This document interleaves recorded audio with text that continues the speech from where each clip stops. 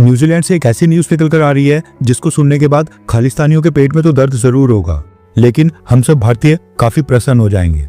उसके बाद ईरान की स्ट्रेट ऑफ हॉर्मुज बंद करने के ऊपर भारत का क्या रिएक्शन आया है, इसके साथ B-2 बॉम्बर्स भारत के एक्सप्रेस के अंदर कब घुसे और अमेरिका ने खुद ही क्या जानकारी दी है। काफी सारी इंपॉर्टेंट अपडेट्स आ रही हैं जो आपको मेन स्ट्रीम के न्यूज चैनल्स के ऊपर भी देखने को नहीं मिलेंगी, इसलिए वीडियो को एंड तक देखिएगा। सबसे पहले बात करते हैं न्यूजीलैंड के बारे में, क्योंकि न्यूजीलैंड से एक ऐसी न्यूज निकल कर आ रही है जो भारत के हर एक देश प्रेमी व्यक्ति का दिल खुश कर देगी। एग्जैक्ट न्यूज क्या है वो बताने से पहले आप न्यूजीलैंड के जो ये इंडिजिनियस लोग हैं इनके ऊपर नजर डालें, जिनको माओरी कहा जाता है। अर्ली 1800s में जब ब्रिटिशर्स न्यूजीलैंड आए थे उस समय ब्रिटिश क्राउन ने इन्हीं माओरी चीफ्स के साथ ही ट्रीटी साइन की थी। अभी जो माओरी कम्युनिटी है ये न्यूजीलैंड के सबसे पुराने सेटलर्स माने जाते हैं। ब्रिटिशर्स के आने के बाद एपिडेमिक और सोशल अनरेस्ट की वजह से इनकी पॉपुलेशन न्यूजीलैंड में काफी कम हो गई थी, लेकिन आज भी न्यूजीलैंड के अंदर तकरीबन 20% पॉपुलेशन माओरी कम्युनिटी की है। ये लोग हाका यानी कि सेरेमोनियल वॉर डांस के लिए जाने जाते हैं। अभी जो न्यूजीलैंड की इंडिजिनियस माओरो कम्युनिटी है ये लोग अब खालिस्तान के विरोध में और भारत के पक्ष में आकर खड़े हो गए हैं। सबसे पहले आप ये वीडियो देखिए जो न्यूजीलैंड से निकल कर आ रही है। इस वीडियो में आप साफ देख सकते हैं कि न्यूजीलैंड के माओरी कम्युनिटी के लोग वॉर डांस कर रहे हैं और दो लोगों ने खालिस्तान का पीले कलर का फ्लैग भी हाथ में पकड़ा हुआ है। और थोड़ी देर के बाद ये जो व्यक्ति सामने है इसकी डायरेक्शंस के ऊपर माओरी कम्युनिटी के लोग खालिस्तान का फ्लैग फाड़ देते हैं और उसको जमीन के ऊपर फेंककर न्यूजीलैंड के अंदर खालिस्तानी कैंपेन का विरोध करते हैं। इसके साथ ही खालिस्तान के झंडे को जला भी देते हैं। जमीन के ऊपर फलस्तीन का भी झंडा यहाँ पर पड़ा हुआ है। माओरी कम्युनिटी का कहना है कि भारत के प्रधानमंत्री मोदी जी ने कहा है कि खालिस्तान एक आतंकवादी मूवमेंट है। अब क्योंकि भारत के प्रधानमंत्री ने इसको कंडेम करके इसका विरोध किया है, इसलिए खालिस्तान की न्यूजीलैंड के अंदर भी वहां पर कोई जगह नहीं है। यानी कि अब न्यूजीलैंड में रह रहे 1-2% खालिस्तानियों को खालिस्तान की जो सनक थी अब माओरी कम्युनिटी के लोग भी इनसे दुखी आ गए हैं। दरअसल पिछले कुछ सालों से क्या हो रहा है कि सिख फॉर जस्टिस और कई खालिस्तानी एलिमेंट्स ऑस्ट्रेलिया, ब्रिटेन और अमेरिका के बाद अब न्यूजीलैंड के अंदर भी खालिस्तानी कैंपेन को जोरों शोरों से बढ़ा रहे हैं। वायलेंट प्रोटेस्ट करके वायलेंस करने की कोशिश करते हैं। लंबी लंबी रैलीज निकाली जाती हैं, रेफरेंडम करवाए जाते हैं, पूरी सिटीज के ट्रैफिक को डिस्टर्ब किया जाता है, खालिस्तान के झंडे को फहराया जाता है। प्रोटेस्ट भी ऐसा जिसका न्यूजीलैंड के लोगों का कोई लेना देना नहीं है। अलग देश चाहिए भारत से और प्रोटेस्ट न्यूजीलैंड की नागरिकता लेने के बाद न्यूजीलैंड में किए जाते हैं।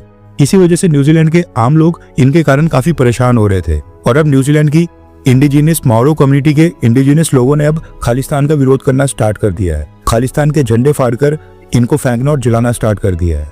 नेक्स्ट अपडेट आ रही है इजराइल से। ऑपरेशन सिंधु के तहत भारत अभी तक केवल ईरान से अपने नेशनल्स को इवैक्यूएट कर रहा था।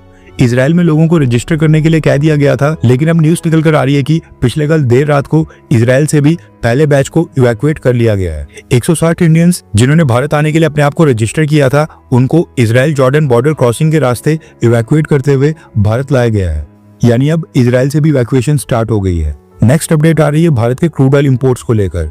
जैसा कि पिछले कल हमने आपको बताया था कि अमेरिका की बॉम्बिंग्स के बाद अब ईरान की नेवी ने अनाउंस किया है कि वो स्ट्रेट ऑफ हॉर्मुज को क्लोज कर रहे हैं और यहाँ से वो एक भी शिप या फिर ऑयल एंड गैस टैंकर को क्रॉस होने नहीं देंगे। अब जैसी ये न्यूज आई उसके तुरंत बाद भारत के न्यूज चैनल्स ने कवर करना स्टार्ट कर दिया कि भारत भी मिडिल ईस्ट से 40% क्रूड ऑयल इंपोर्ट करता है। ऐसे में ईरान का स्ट्रेट ऑफ हॉर्मुज को बंद करना भारत की एनर्जी सिक्योरिटी के लिए भी काफी डिजास्टर्स होगा और इससे भारत को काफी नुकसान होगा।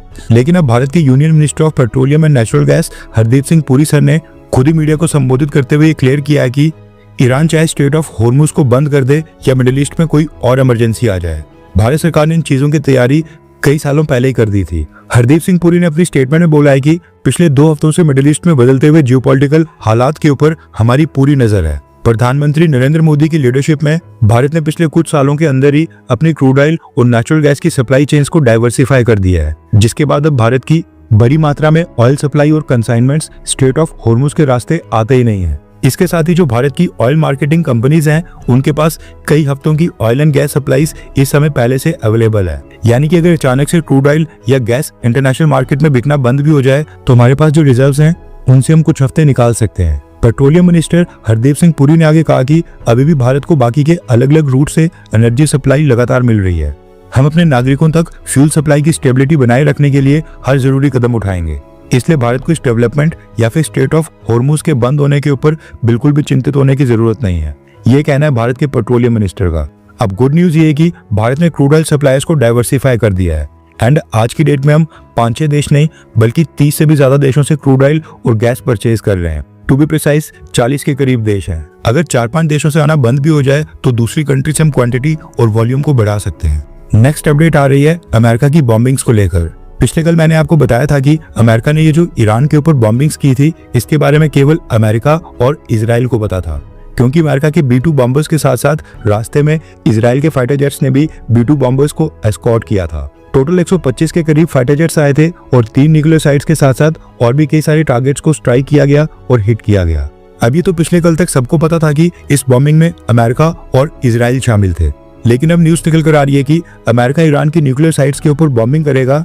इस चीज की जानकारी अमेरिका ने एक और देश के साथ शेयर की थी और वो देश है ब्रिटेन। रेफरेंस के लिए आपकी स्क्रीन के ऊपर आर्टिकल का स्क्रीनशॉट है। ब्रिटेन की गवर्नमेंट ने कहा है कि ईरान के ऊपर स्ट्राइक्स करने के लिए अमेरिका ने ब्रिटेन की सेना या ब्रिटेन के साथ शेयर किए जाने वाले डियागो गार्शिया मिलिट्री बेस से कोई सैन्य मदद तो नहीं मांगी थी, लेकिन अमेरिका ने ब्रिटेन को लूप में लेकर ब्रिटिश गवर्नमेंट को ये पहले ही इन्फॉर्म कर दिया था कि वो ईरान की न्यूक्लियर साइट्स के ऊपर स्ट्राइक्स लॉन्च कर रहे हैं।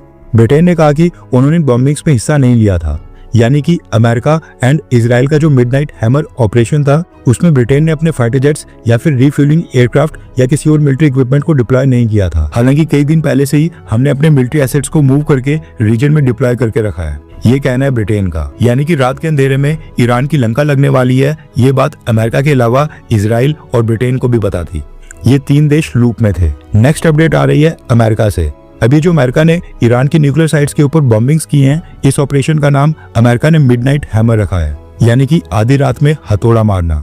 पिछले कल पेंटागन और यूएस मिलिट्री ने अपने इस ऑपरेशन मिडनाइट हैमर के बारे में जानकारी दी है और बताया है कि उनके B-2 स्टेल्थ बॉम्बर्स ने ईरान के ऊपर बॉम्बिंग्स करने के लिए कौन सा रूट चुना था। रेफरेंस के लिए आपकी स्क्रीन के ऊपर ये यूएस आर्मी की प्रेजेंटेशन का स्क्रीनशॉट है।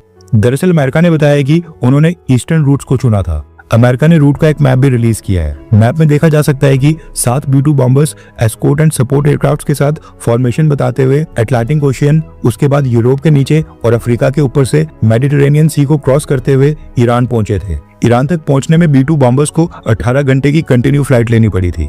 उसके बाद वहां पर ऑपरेशन किए गए एंड उसके बाद दोबारा से 18 घंटे की फ्लाइट लेकर B-2 बॉम्बर्स वापस से अमेरिका चले गए, यानी कि टोटल 36 से ज्यादा घंटों की कंटिन्यू फ्लाइट, जिस दौरान मल्टीपल टाइम्स एरियल रिफ्यूलिंग करनी पड़ी, यानी कि आसमान में ही रिफ्यूलिंग एयरक्राफ्ट की मदद से B-2 बॉम्बर्स के अंदर फ्यूल दोबारा से भरना पड़ा। इसके साथ ही एक इंटरेस्टिंग चीज अमेरिका ने यह भी बताई है कि जैसे अमेरिका के 7 B-2 बॉम्बर्स और उसके साथ एस्कॉर्ट एंड सपोर्ट एयरक्राफ्ट का पैकेज ईरान की स्पेस के अंदर एंटर होने वाला था, उसके ठीक पहले एलिमेंट ऑफ सरप्राइज के लिए अमेरिका ने रीजन में डिप्लॉयड अपनी सबमरीन से भी ईरान के ऊपर हमला स्टार्ट कर दिया था। अमेरिका ने बताया कि उन्होंने अपनी सबमरीन से टॉमहॉक मिसाइल्स फायर करके सबसे पहले ईरान के सरफेस टारगेट्स के ऊपर हमला किया था। सबसे पहले सबमरीन से मिसाइल्स फायर की गई, कुछ जमीनी टारगेट्स को हिट किया गया, उसके बाद ही B-2 बॉम्बर्स और उसके साथ साथ escort and support aircraft Iran के स्पेस के अंदर एंटर हुए थे और उन्होंने अपना काम किया। पिछले 2 दिन से भारत और पाकिस्तान के बीच ये साइबर वॉर चल रहा था कि कौन से देश ने अमेरिका की मदद की। पाकिस्तान क्लेम कर रहा था कि भारत ने अमेरिका के B-2 बॉम्बर्स को एयर स्पेस यूज करने की परमिशन दी, और भारत के कुछ लोग क्लेम कर रहे थे कि अमेरिका ने पाकिस्तान के स्पेस और पाकिस्तान के एयर बेसिस यूज किए। हालांकि दोनों ही फेक न्यूज निकली, वो भी अगर हम अमेरिका की प्रेस कॉन्फ्रेंस के ऊपर कंप्लीटली विश्वास करें। नेक्स्ट अपडेट आ रही है ईरान को लेकर। दरअसल पिछले कल अमेरिका की बॉम्बिंग्स के 24 घंटे के अंदर ही ईरान ने अपने विदेश मंत्री को अचानक से रशिया भेजा है, जो कि रशिया में रशियन प्रेसिडेंट व्लादिमीर पुतिन के साथ मीटिंग करेंगे। ईरान रीजन में मौजूद अमेरिका के बेसिस को टारगेट करना चाहता है, लेकिन इससे पहले रशिया के साथ मिलकर स्ट्रेटेजिक डिसीजन बना रहा है, क्योंकि ईरान को इस समय रशिया की बैकिंग चाहिए। मसला ये है कि रशिया खुद ही यूक्रेन वॉर में फंसा हुआ है, इसलिए इंडिपेंडेंट होकर रशिया भी ईरान की मदद नहीं कर सकता है। इन शॉर्ट, ईरान इस बार काफी अकेला पड़ गया है और ईरान को समझ नहीं आ रहा है कि वो आगे क्या करे। इसके साथ ही जो पिछले कल ईरान के प्रेसिडेंट और भारत के प्रधानमंत्री मोदी जी के बीच टेलीफोनिक कन्वर्सेशन हुई थी, उसके बारे में न्यूज निकल कर आ रही है कि ये ईरान के प्रेसिडेंट की रिक्वेस्ट के ऊपर हुई थी। ईरान की गवर्नमेंट ने भारत से रिक्वेस्ट की थी कि उनके प्रेसिडेंट प्रधानमंत्री मोदी के साथ टेलीफोनिक कन्वर्सेशन करना चाहते हैं। ईरान ने अमेरिका की बॉम्बिंग्स और हमले के बारे में जानकारी देने के लिए प्रधानमंत्री मोदी को कॉल की थी और ये टेलीफोनिक कन्वर्सेशन लगभग 45 मिनट तक चली थी, 45 मिनट्स। हर 24 घंटे के अंदर जियोपॉलिटिक्स में बड़े फेरबदलाव और उलटफेर हो रहे हैं और भारत के लिए नए चैलेंजेस आ रहे हैं। कोई देश अपने फैसले से पलट रहा है तो कोई देश ब्लैकमेलिंग के ऊपर उतर आया है। सभी देश एक दूसरे को नीचे लगाने की कोशिश कर रहे हैं। इन सब के बीच हमारा भारत किसी भी देश से पीछे न रह जाए, इसके लिए मोदी सरकार लगातार कोशिशें कर रही है। एंड भारत की foreign policy, defence news, economy और ग्लोबल अफेयर्स का सही एनालिसिस, आपका एक लाइक हमारे चैनल को ग्रो करने में काफी मदद करेगा और एक सब्सक्राइब ये सुनिश्चित करेगा कि आप किसी भी इंपॉर्टेंट अपडेट को मिस ना करें। अगर आपने हमारे चैनल को पहले से सब्सक्राइब किया है तो दिल से धन्यवाद। जय हिंद, वंदे मातरम।